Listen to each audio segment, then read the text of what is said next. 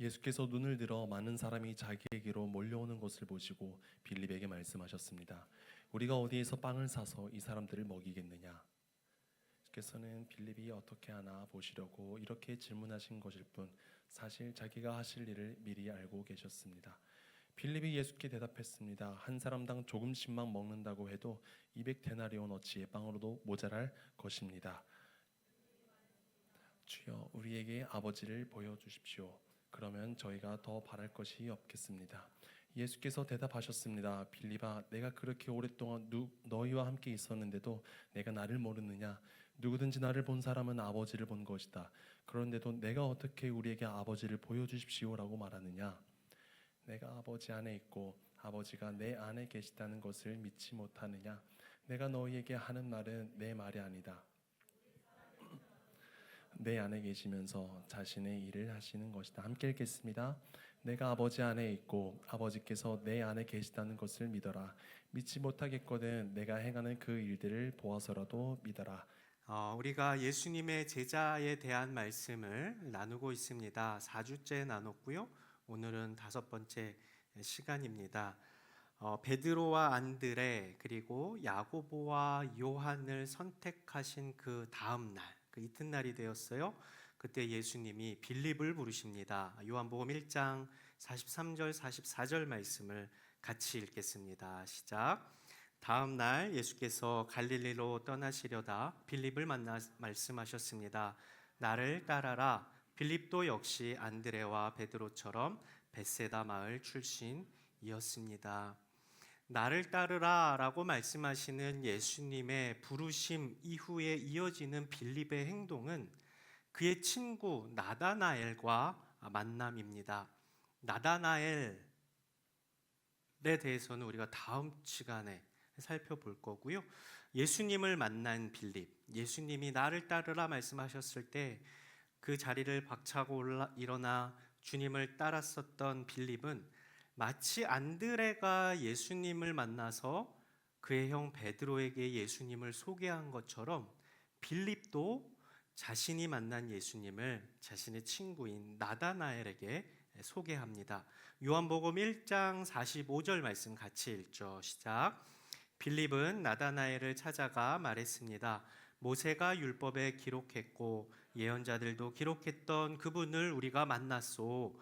그분은 요셉의 아들 나사렛 예수시오. 저는 이 문장이 빌립이 매우 감격하고 매우 격앙된 반응처럼 들려집니다. 너무나 만나고 싶었던 이 날만을 기다린 사람처럼 설레고 들뜨고 행복한 떨림의 말이었습니다. 우리가 그분을 만났소. 왜 그랬을까요? 제가 평소에도 설교할 때 질문을 많이 하는데 오늘은 물음표가 정말 많아요. 여러분 같이 생각해 주시면서 가실 수 있으시죠? 왜 그랬을까요? 왜 빌립은 예수님을 만난 것이 너무나 행복하고 감격스러웠을까? 그의 말에 힌트가 있습니다. 그가 나다나엘을 찾아가서 말할 때 그렇게 말해요. 모세가 기록한 율법과 예언자들이 기록한 글에 나와 있는 그분을 우리가 만났다. 무슨 말입니까? 빌립은 구약 성경에 약속하신 메시아에 대한 약속의 말씀을 깊이 묵상하며 기대하고 기다렸던 사람이었다라는 겁니다. 그 성덕이라고 하죠. 성공한 덕후. 글로 만났던 예수님, 구전으로 들었던 예수님을 눈으로 직접 보고 기다리고 그렇게 소망했던 그분을 메시아로 영접합니다.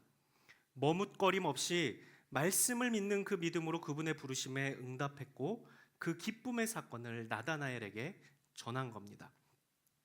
자, 나다나엘에게 예수님을 전하는 시점을 현재로 하고 과거부터 이 현재까지 모세의 율법과 예언자들의 기록을 생생히 기억하면서 기대할 만큼 사모하고 기다렸던 이 빌립의 믿음을 그래프로 표시하면 가장 높은 곳에 있었을 겁니다.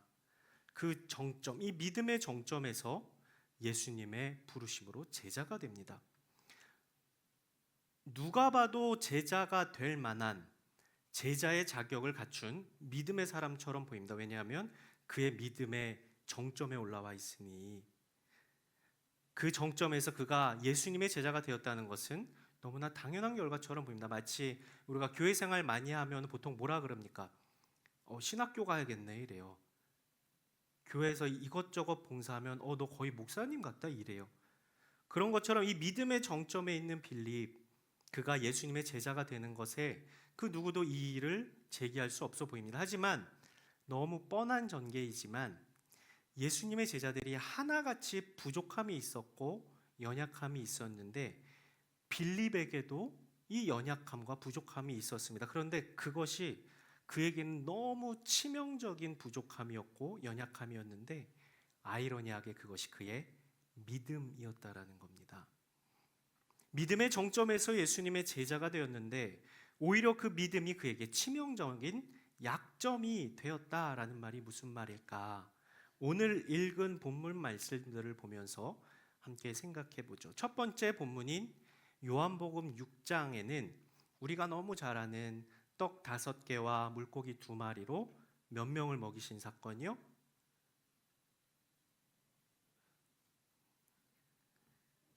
5,000명. 5,000명을 먹이신 오병이어 사건이 기록되어 있습니다. 많은 무리가 예수님을 따랐습니다.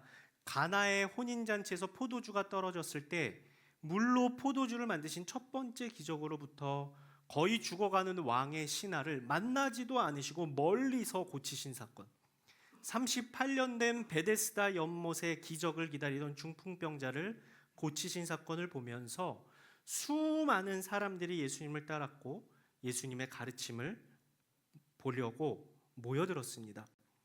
요한복음을 기록한 요한은 이 현장에 남자만 5,000명이라고 기록을 하는데 여자와 아이들을 합하면 최소 2만 명이 넘는 숫자의 사람들이 모여있는 현장에서 예수님이 가르치고 계십니다. 그러다가 거의 저녁 식사 때가 되었습니다.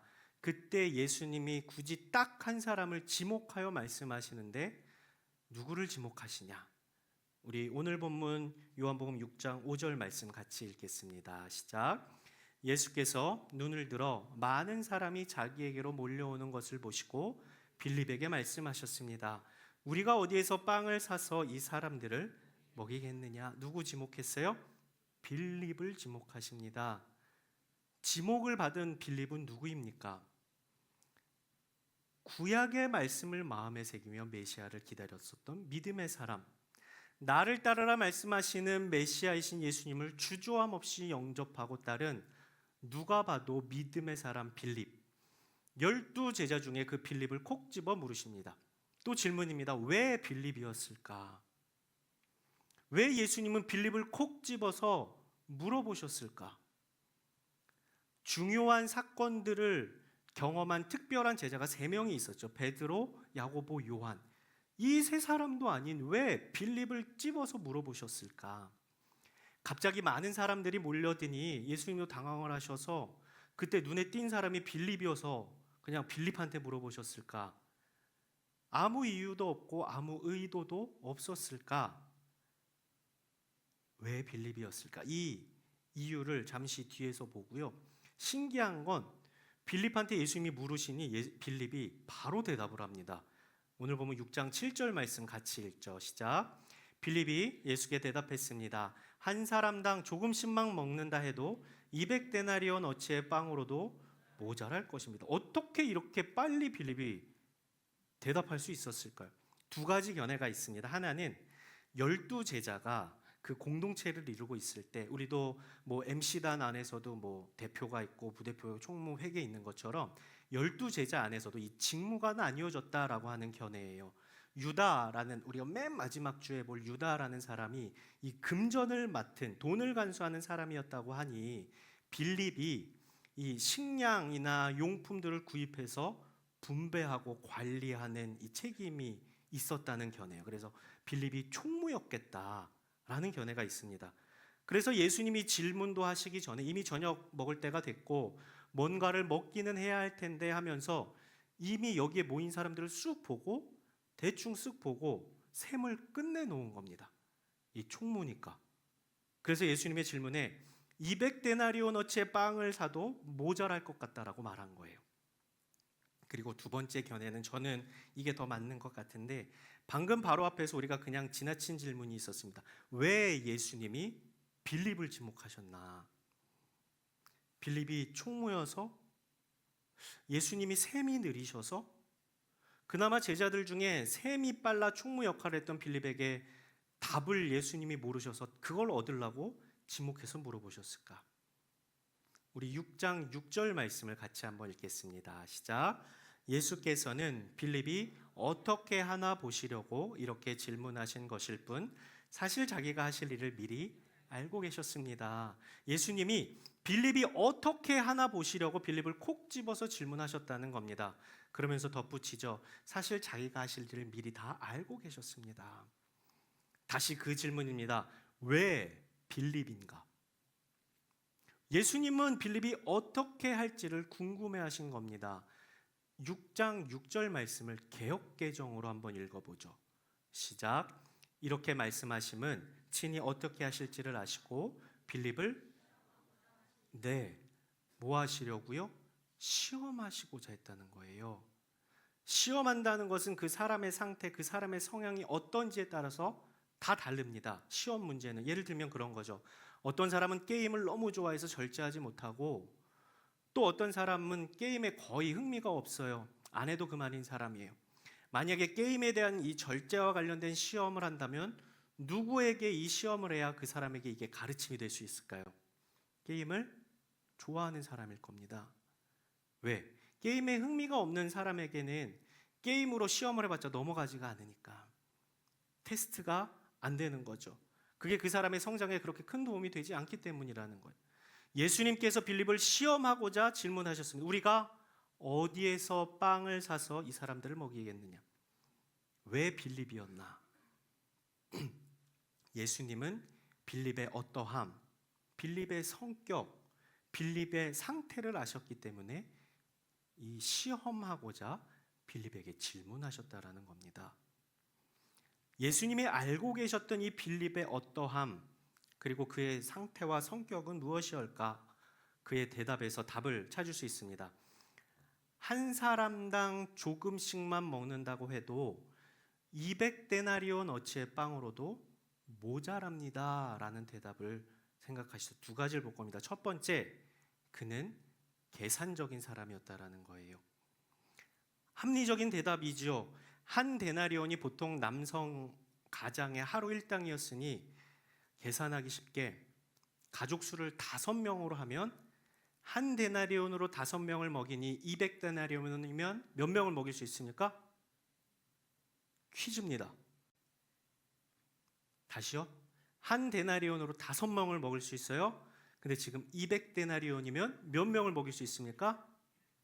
1000명을 먹일 수 있는 거예요. 그런데 아마 제자들이 가지고 있었던 돈이 200데나리온이었던 모양이에요. 그러니 200데나리온이 있는데 그걸로는 1000명밖에 먹이지 못합니다.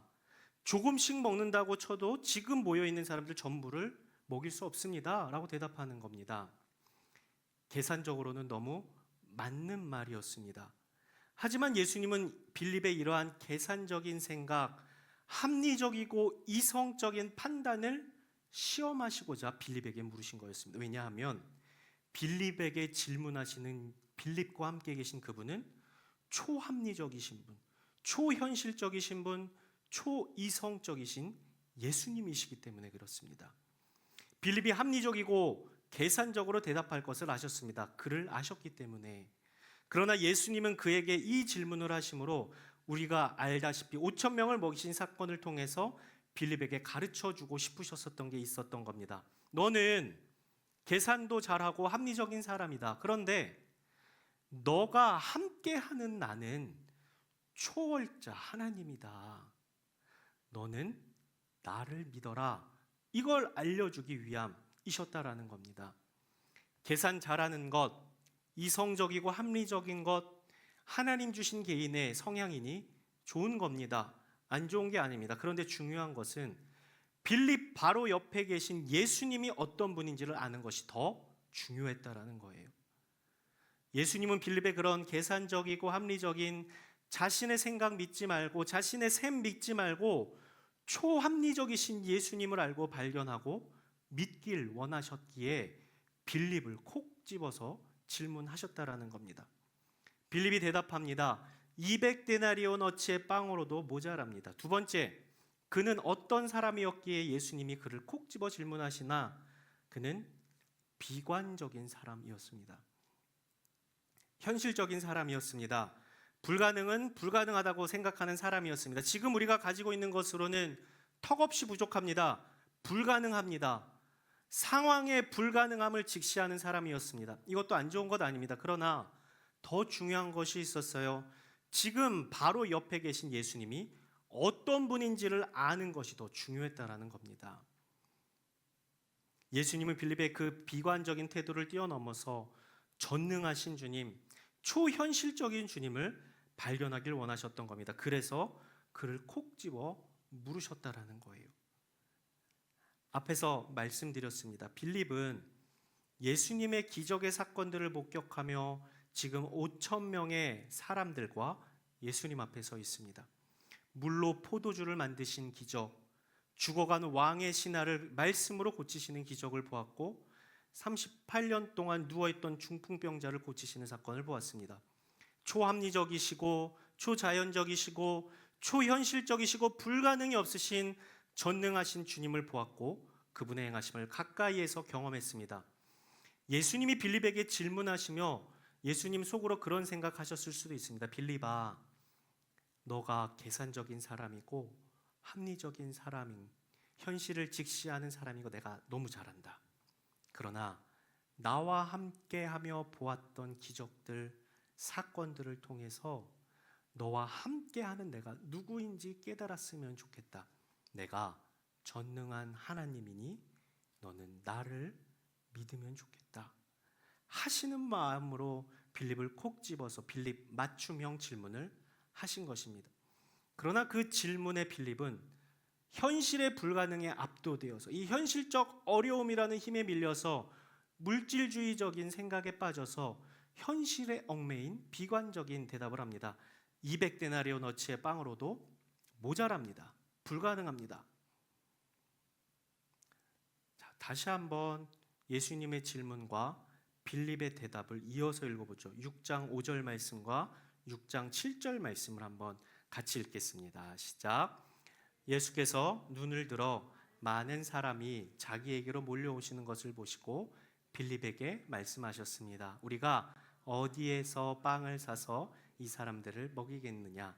빌립이 예수께 대답했습니다. 한 사람당 조금씩만 먹는다 해도 200데나리온어치의 빵으로도 모자랄 것입니다. 자, 예수님의 질문은 뭐였습니까? 어디에서 빵을 사서 이 사람들을 먹이겠느냐? 빵의 출처가 어디여야겠느냐? 였는데 빌립의 대답은 뭐였습니까? 얼마가 있습니다. 예수님은 어디를 물어보셨지만 빌립은 얼마를 대답한 겁니다. 현실에 대한 비관적인 시각과 그의 계산적인 생각이 온통 그를 붙잡고 있어서 질문이 뭔지도 몰랐다라는 거예요. 예수님이 원하셨던 대답은 어디에 대한 대답이었고 그 어디에 대해 빌립이 이렇게 대답하길 원하셨던 겁니다. 주님, 지금 우리가 이 사람들을 전부 먹일 수는 없습니다. 그러나 주님은 물로 포도주를 만드신 분, 죽어가는 사람을 살리신 분, 38년 된 중풍병자를 고치신 불가능이 없으신 하나님이십니다. 주님께서는 충분히 이 일을 하실 수 있으십니다. 그 어디가 바로 전능하신 주님으로부터임의 고백을 듣기 원하셨다라는 거예요.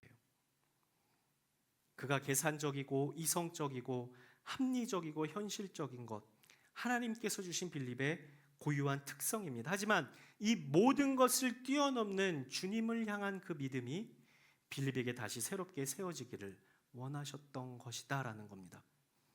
그때 우리가 지난주, 지지난주에 봤던 안드레가 한 아이를 예수님과 연결시키고 그 아이가 드린 떡 5개와 물고기를 두 마리를 예수님 손에 얹습니다. 그리고 예수님께서는 그곳에 있던 모든 사람이 자신이 원하는 만큼 풍족하게 먹이시는 기적을 베푸십니다. 이 사건은 그곳에 있던 모든 사람들을 놀래키는 엄청난 사건이 됩니다.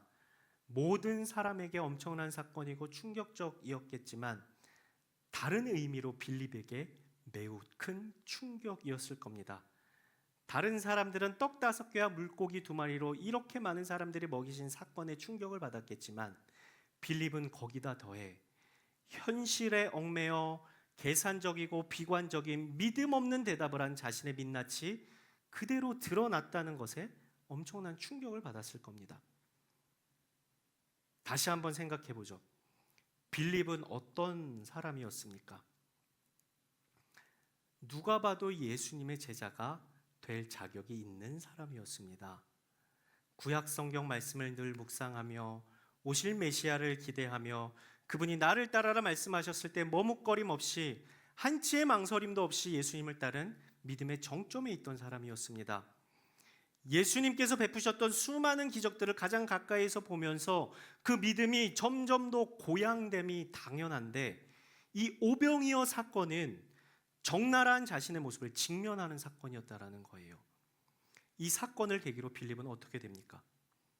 불가능이 없으신 초현실적이신 초합리적이고 초이성적이신 초자연적이신 예수님에 대한 믿음이 다시 불일 듯 일어나서 바닥을 치고 끝없이 믿음의 상승 곡선을 그렸을까요?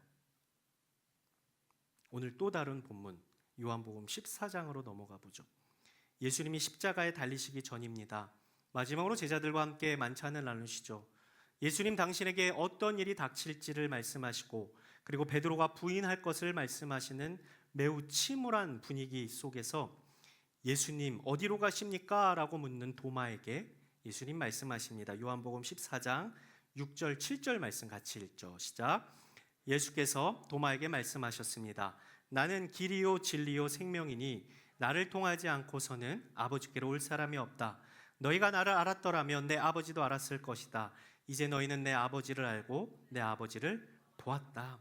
예수님은 이제 하늘에 계신 아버지께로 가실 것이고 그들이 그곳에 갈 수 있는 유일한 길은 그리스도를 믿는 믿음으로만 가능하다는 것, 그리고 예수님 자신이 하나님이심을, 그리스도를 아는 것은 아버지를 아는 것임을, 예수님이 하나님이심을 말씀해 주셨습니다. 지금까지 가장 가까이서 보고 경험하였던 예수님이 하나님이심을 분명히 알아듣고 믿어야 함이 너무 당연한 순간 한 사람이 입을 엽니다. 누가 열어야 맥락이 맞죠? 빌립이 입을 엽니다. 요한복음 14장 8절 말씀 같이 읽죠. 시작. 빌립이 말했습니다.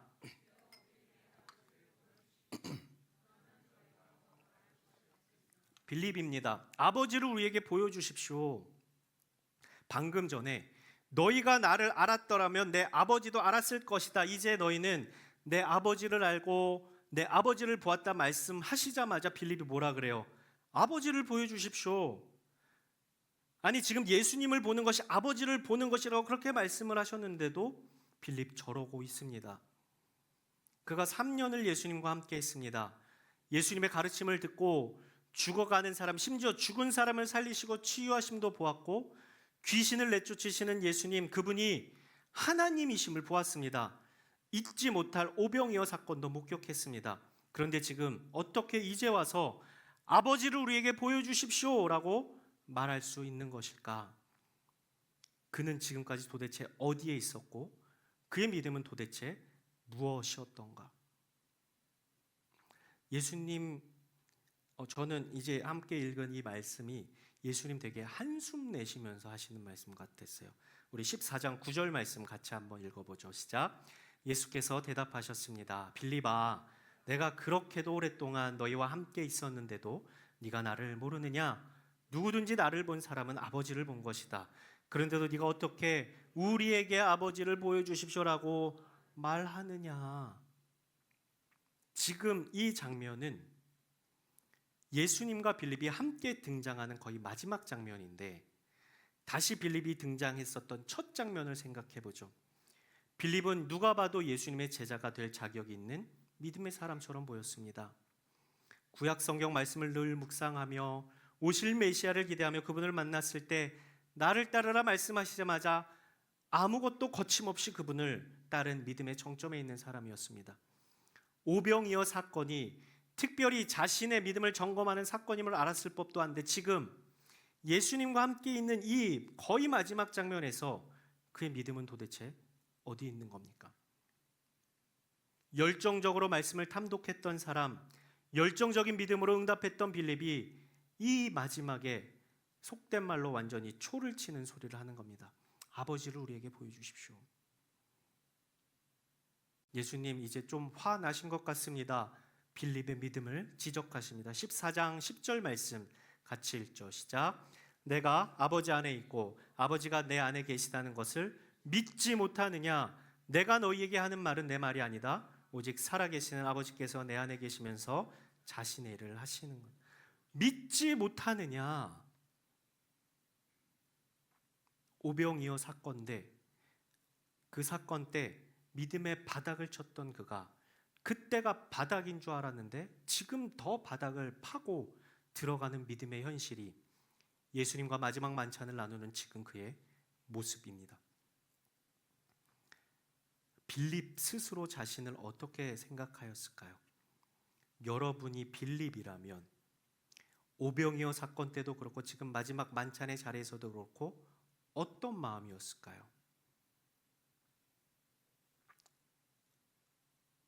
잘 공감은 안 되죠. 그냥 빌립을 생각해 봅시다. 빌립 너무 안타깝지 않습니까? 우리도 너무 안타까운데 빌립 스스로는 또 얼마나 안타까웠을까요? 내 믿음이 이것밖에 안 되네. 예수님을 그렇게 사모했었는데 바로 옆에 계신 하나님을 내가 보지 못했네. 자책하지 않았을까요?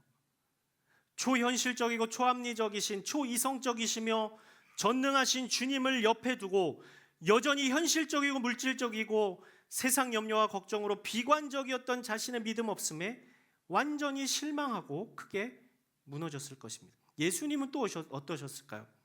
3년을 동고동락하면서 특별히 오병이어 사건을 통해서 빌립 맞춤형 믿음의 가르침을 주셨는데 이제 와서 뚱딴지 같은 소리를 하는 빌립을 보시면서 어떤 마음이셨을까?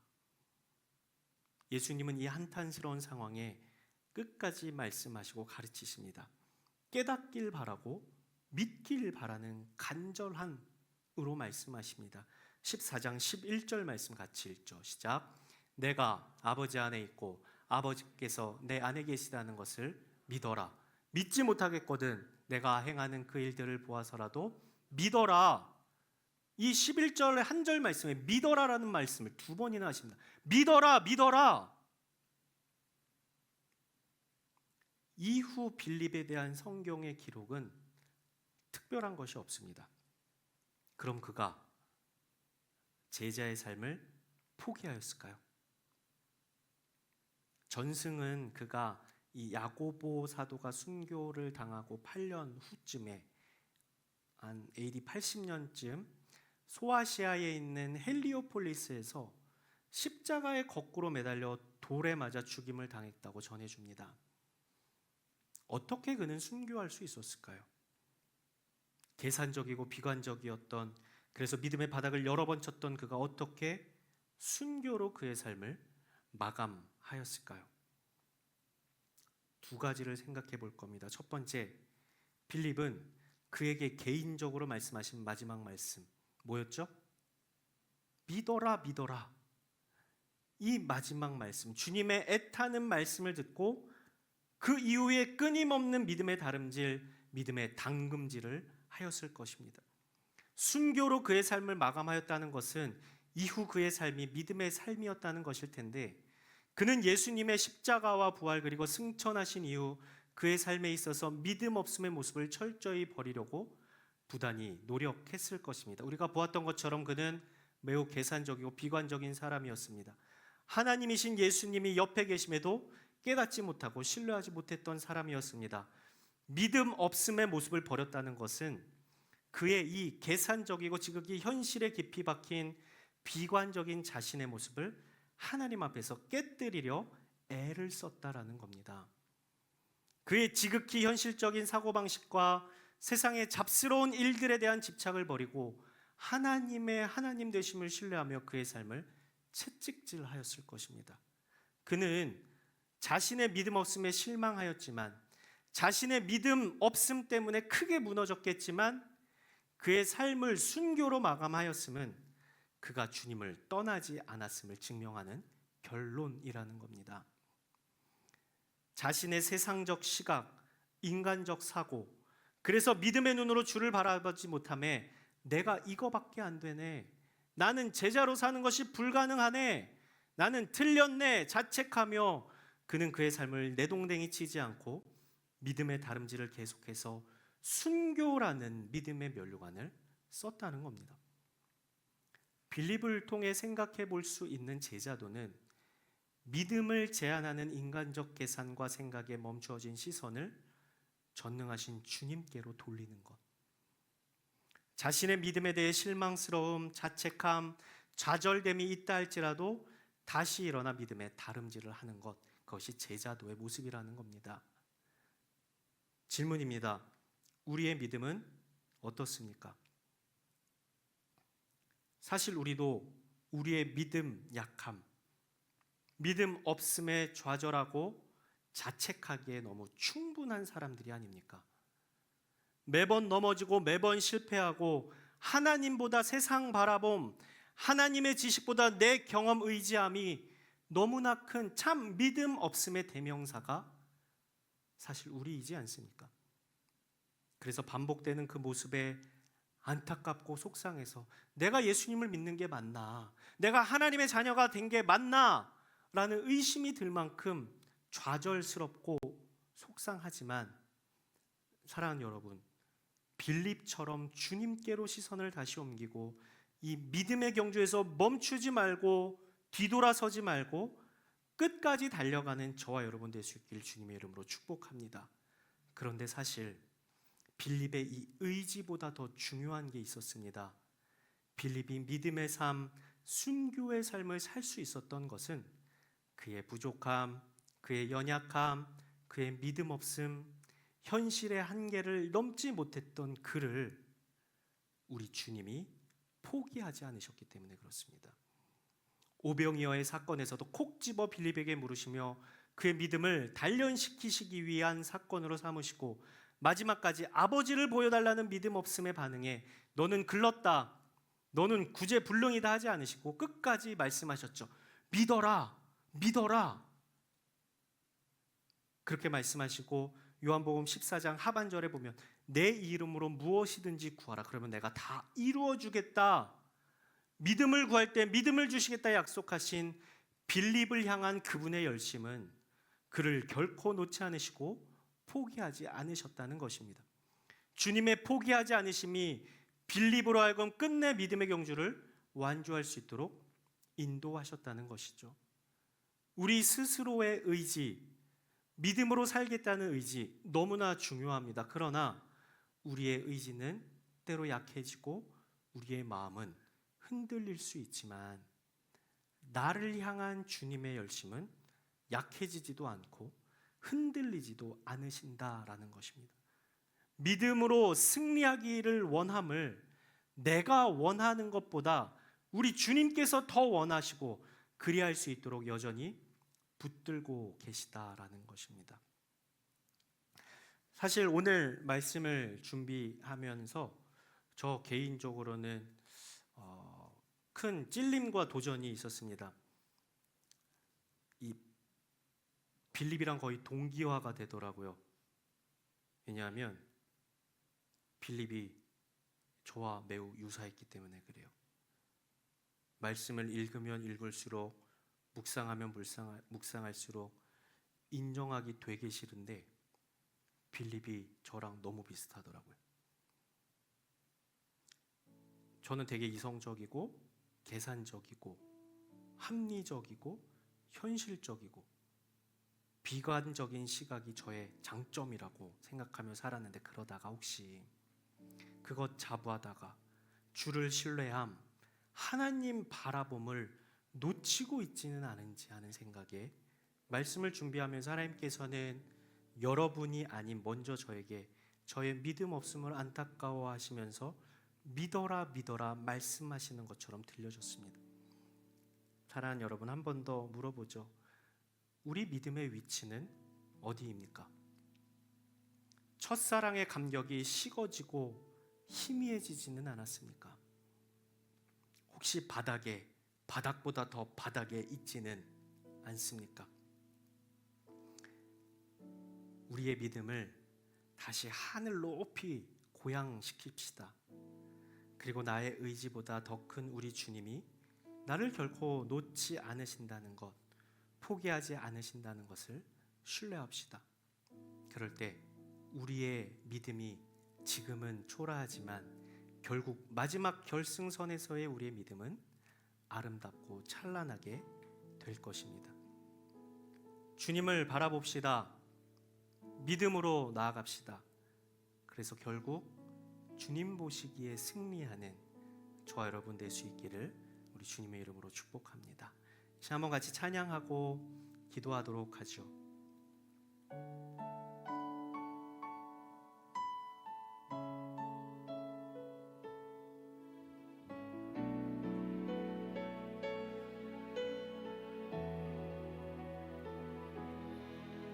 내게 유익하던 것을 다 해로 여기네. 구주를 위하여 모두 다 버리네. 모든 것을 잃어버려도 아깝지 않은 예수를 아는 지식이 가장 고상함이라. 육체를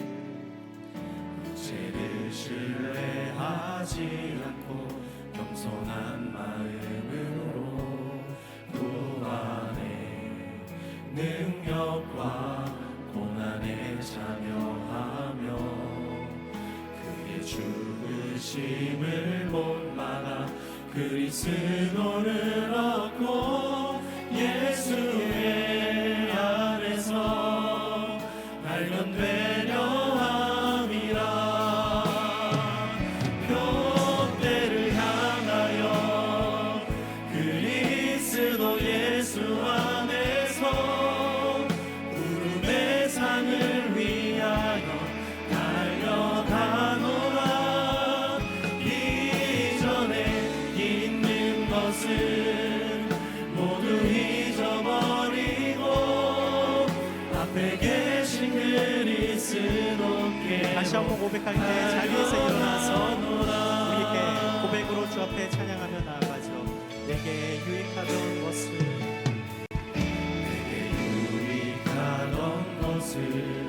다 해로 여기네. 구주를 위하여 모두 다 버리네. 모든 것을 잃어버려도 나같지 않은 예수를 아는 지식이 가장 고상함이라. 죄를 신뢰하지 않고 겸손한 마음으로 그 안에 능력과 고난에 참여하며 그의 죽으심을 본받아 그리스도를 얻고 예수의 안에서 발견되려 함이라. 표대를 향하여 그리스도 예수 안에서 구름의 상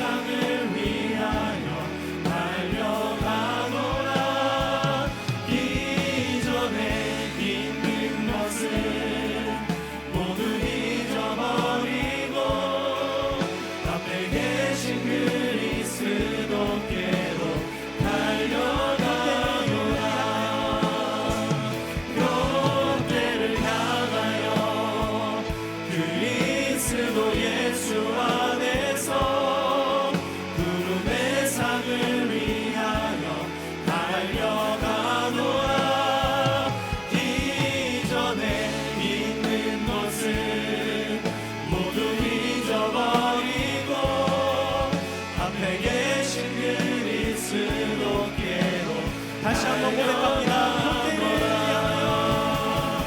표대를 향하여 그리스도 예수 안에서 구름의 상을 위하여 달려가노라.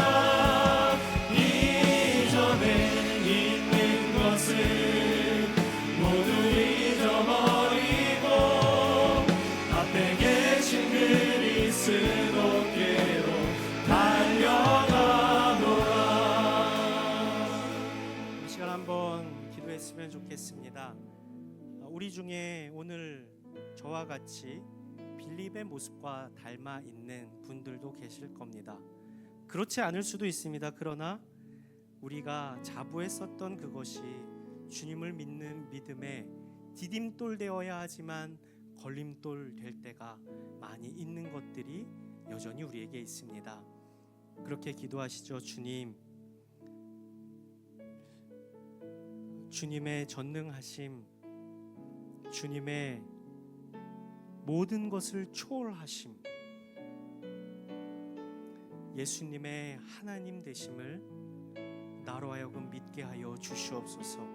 그 믿음을 땅바닥에 내팽개치지 않게 하여 주시옵시고, 혹여나 우리의 믿음의 위치가 저 바닥에 있어서 모든 것을 포기하고 나는 안 되네, 나는 틀렸네 라고 생각할 그때라도 우리를 포기하지 않으시는 주님의 손을 붙잡고 다시 일어나 끝까지 표대를 향해 믿음의 걸음 걸어가는 저희 모두가 되게 하여 주시옵소서. 온전히 주님을 신뢰하게 해주십시오. 주님을 믿게 하여 주시옵소서. 포기치 않으시는 주님과 동행하는 저희의 인생이 되게 하여 주시옵소서. 이 시간 한번 우리의 삶을 드리며 주 앞에 기도하며 나아가겠습니다.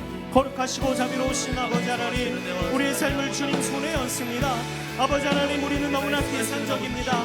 우리는 너무나 현실적입니다. 우리는 너무나 부족하고 연약합니다. 우리의 믿음을 뒤로 한 채 아버지 하나님, 우리에게 해주신 것을 자부하며 그것을 붙잡고 살았을 우리의 과거와 우리의 영혼을 주 앞에 용서를 구합니다. 주여, 우리를 불쌍히 여겨주시옵소서. 우리의 믿음 없음을 불쌍히 여겨주시옵소서. 아버지 하나님, 우리를 붙잡아 주셔서 믿음으로 살겠다 다시 한번 일어나 믿음의 경주를 달려가는 저희 인생 되시도록 주여 역사하여 주시옵소서. 아버지 하나님, 우리가 빌릴 것 같은 비슷한 모습이 있나이까 아버지 하나님, 우리에게 마치 명으로 말씀하시는 주의 도전 앞에 주님, 내가 주님을 믿습니다. 내가 주님을 신뢰합니다. 전능하신 하나님이 나의 아버지 되십니다. 고백하며 믿음으로 날마다 승전가를 부르며 나아가는 저희의 인생이 될 수 있도록 주여 역사하여 주시옵시고, 끝까지 믿음의 걸음을 걸어갈 수 있는 저희 모두가 될 수 있도록 주여 역사하여 주시옵소서. 온전히 주님을 신뢰하며 나아갑니다. 아버지 하나님, 우리의 믿음 없음을 불쌍히 여겨주십시오. 아버지 하나님, 빌립과 같은 우리의 모습을 불쌍히 여겨주시옵소서. 다시 일어나 믿음의 표대를 향해 달려가는 저희 인생 될 수 있도록 도와주시옵시고, 끝내 주님께서 씌워주시는 그 승리의 면류관을 쓰고 찬란한 영광의 삶을 마무리할 수 있는 저희 인생 될 수 있도록 주여 역사하여 주시옵소서. 주님을 바라봅니다. 표대를 향하여, 표대를 향하여 그리스도 예수 안에서 구름의 상을 위하여 달려가노라. 이전에 있는 것을 모두 잊어버리고 앞에 계신 그리스도께로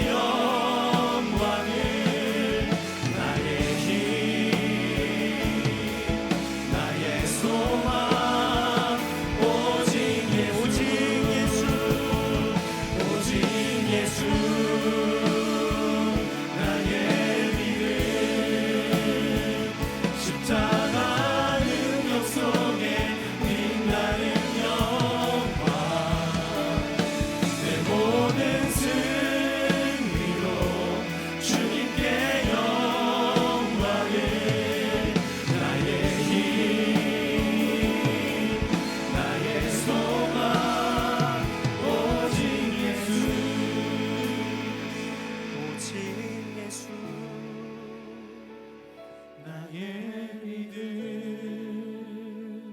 십자가 능력 속에 빛나는 영광 내 모든 승리로 주님께 영광을 나의 힘 나의 소망 오직 예수 오직 예수 오직 예수 나의 믿음 십자가 능력 속에 빛나는 영광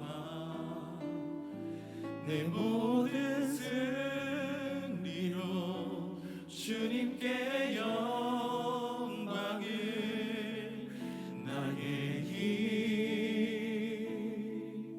나의 소망 오직 예수.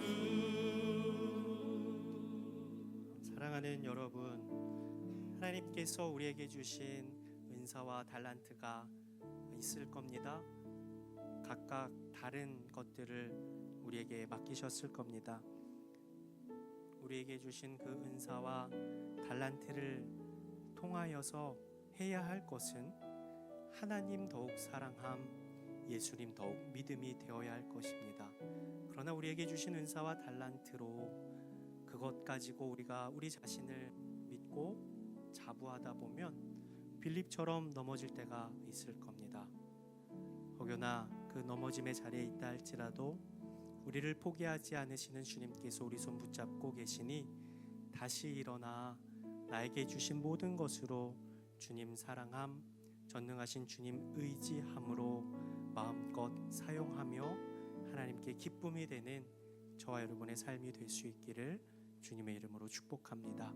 사랑하는 주님, 오늘 빌립을 보며 말씀을 통해 우리를 비추어 봅니다. 우리에게 주신 참 많은 것들이 하나님도 잊어버리라고 주신 것이 아니라 하나님 더욱 가까이 나아감, 하나님을 더욱 사랑함, 하나님을 더욱 신실하게 믿음으로 사용되는 우리에게 허락된 은사와 달란트들 되게 하여 주셔서 믿음으로 나아가 주님께 칭찬받는 저희 모두가 되게 하여 주시옵소서. 어떠한 순간에 있다 할지라도 혹시 우리의 믿음을 보며 낙심하고 좌절하여 땅바닥 아주 깊숙한 곳으로 떨어졌다 할지라도 나를 포기치 않으시는 그 주님이 나를 붙잡고 계시다라는 것을 잊지 않고 다시 하늘 높이 우리의 믿음을 고양시켜 믿음으로 말미암아 하나님을 기쁘시게 해드리는 저희 모두의 삶이 되게 하여 주시옵소서. 마음과 뜻과 정성을 다하여 귀한 예물을 주님 손에 얹습니다. 드린 손길마다 한량없는 주의 은혜로 함께하여 주시고 이 예물이 쓰이는 곳에서 놀라운 하나님의 뜻이 나타나게 하여 주시며 어디로 어떻게 가야 할지 방향을 알지 못해 헤매고 있는 당신의 자녀들이 있다면 목자 되신 주님 쫓아가 생명의 길로 걸어가는 축복을 허락하여 주시옵소서. 한 주간 살아갑니다. 주님께서 우리에게 주신 일터이고 가정이고 직장이고 학교이오니 주님께서 허락하셨기에 하나님께 영광이 되는 이번 한 주간의 삶이 되도록 주님 우리를 붙잡아 주시옵소서. 이제는 우리 주 예수 그리스도의 은혜와 아버지 하나님의 무한하신 사랑하심과 보혜사 성령님의 교통하심이 전능하신 주님 내가 붙잡고 나아갑니다. 승리하기를 원합니다. 소망하는 사랑하는 당신의 아들 딸들과 저들의 삶과 기도의 제목 위에 이 나라 이 민족 위에 복음을 위해 있으시는 선교사님들과 저 북녘 땅 위에 이제로부터 영원히 함께하옵시기를 간절히 축원하옵나이다. 아멘.